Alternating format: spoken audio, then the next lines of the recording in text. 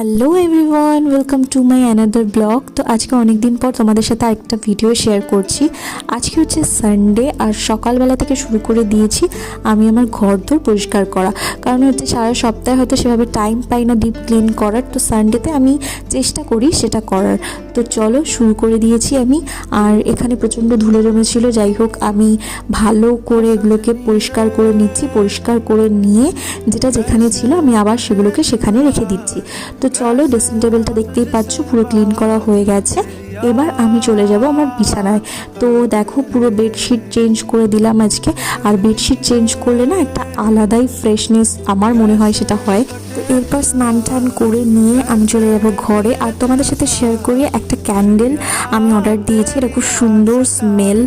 আর এটা জ্বালিয়ে আমি একটু স্কিন কেয়ার করে নিলাম। তো স্কিন কেয়ার করার পর চলে যাব লাঞ্চে। এরপর একটু ঘুমিয়ে নিয়েছিলাম। তো আজকের মতো এটুকুই, দেখা হচ্ছে।